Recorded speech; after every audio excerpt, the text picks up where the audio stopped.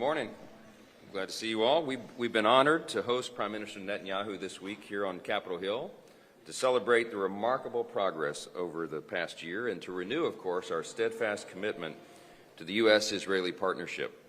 The Prime Minister and I have developed a strong bond since I became Speaker. I consider him a close friend, and we've spoken often. The first piece of legislation I passed after taking the gavel was a resolution reaffirming the U.S.'s commitment to the security of Israel. And that was a very important gesture on our part. And of course, I was happy to pass the security assistance funding when Israel needed it the most. He and I speak regularly. We were honored to host my friend, the Prime Minister, in July for his historic fourth joint address to Congress, which tied for the record of all time. And that showed the world that Israel is not alone, and they won't be so long as we are governing here. Today we discuss the special partnership that we have between these two countries, and I thank Prime Minister Netanyahu for his unrelenting commitment to making the region and the world a safer place amid really extraordinary challenges. What Israel has done in the past 7 months really is a testament to what can be accomplished when we do not let the enemy set the rules. As Prime Minister Netanyahu said Tuesday at the White House, when our enemies see daylight between Israel and the United States, they will exploit it. And we all know that is true. And that's why strong, decisive leadership is so crucial in this time. President Trump and Prime Minister Netanyahu both understand that peace is secured through strength, not appeasement, and not by turning our backs on our allies.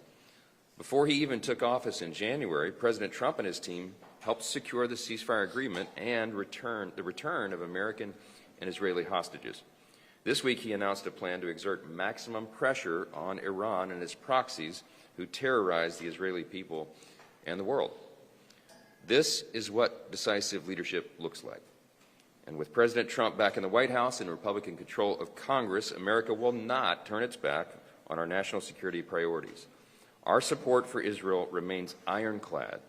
We are truly grateful to Prime Minister Netanyahu for joining us today, and I'll turn it over to him for a few remarks. Mr. Speaker and Mike, thank you. I have developed, as you say, a very warm personal bond with you. I think you're an extraordinary leader. You have the job of passing historic legislation in zero time. So we exchange a few tips on how to do that because we both know what coalitions are.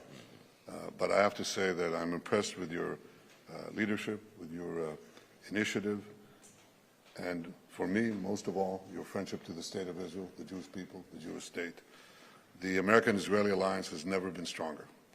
I'm now completing a week in which began with an extraordinary meeting with President Trump. And under his leadership, the critical decisions that show his commitment and the American people's commitment to Israel have come to the fore instantly. First, he renewed immediately the supply of weapons that had been stopped, which we need as we're fighting for our future, for our existence, and for the broader Middle East in a seven-front war. He immediately released those weapons. He issued yesterday these sanctions on this scandalous and corrupt organization, the ICC, that threatens the right of all democracies to defend themselves by themselves. And he's done so many things in the interim, just in 2 weeks. But I was deeply moved by the reception that we got, the substantive things that we discussed, making sure that Iran never gets a nuclear weapon, and also making sure that Hamas is destroyed. We're not going to have a future for Gaza or for future for peace in our part of the world if Hamas remains there. We agreed on many things, but I think it sets the tone for this great strengthening of the American-Israeli alliance. It's not only an alliance between governments, it's an alliance between peoples. This is the house of the people. And you, Mr. Speaker, represent the American people that overwhelmingly support the State of Israel. You know, I was driving through Washington. I look outside. There are people on the sidewalks. They see,